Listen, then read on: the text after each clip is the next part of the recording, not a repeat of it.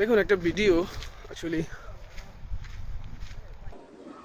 সেদিন প্রতিজ্ঞা করেছিলাম যে ওই ক্যান্টনমেন্টে বসবাস করতে হবে না, যেদিন সবাই বের করে দেবো, বের করে দিতে করিনি।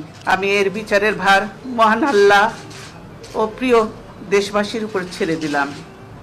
আমি দেশবাসীর নিরাপত্তার জন্য মহান আল্লাহর দরবারে দোয়া করছি।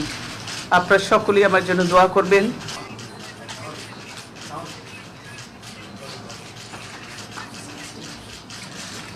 যে অবস্থা করেছে, সারাদিন আমি মানুষটা কিছু খেতে পর্যন্ত পারিনি, আমার বাড়ির লোকজনকে কিছু খেতে পর্যন্ত দেয়নি।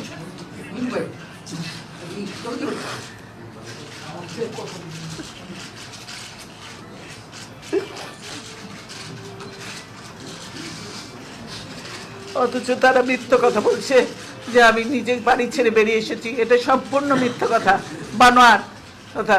তারা জবরদস্তি ধাক্কা মেরে আমাকে বাড়ি থেকে বের করেছে। একটা মানুষ কতটা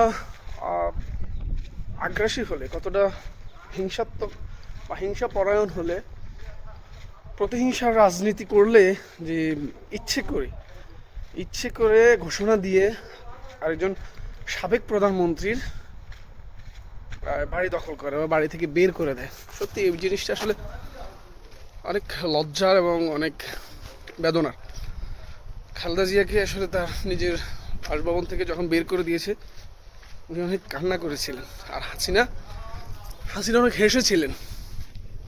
তো আসলে বিষয়টা এই জন্যই বলা যে আজ হাসিনা তাকে আসলে বাড়ি থেকে বের করে দিয়ে খুশি হয়েছে, কিন্তু আল্লাহ পাক তাকে দেশ থেকে বের করে দিয়েছে। এবং এতটা লজ্জিতভাবে, এতটা মানে এর থেকেও বেশি লজ্জা বা এর থেকেও বেশি অপমান আমার চোখে দেখা নাই যে কোনো পার্সনকে, নর্মাল কোনো পার্সনকে করেছে, এটাও দেখিনি। আর প্রধানমন্ত্রী লেভেলের তো সেটা আলাদা বিষয়।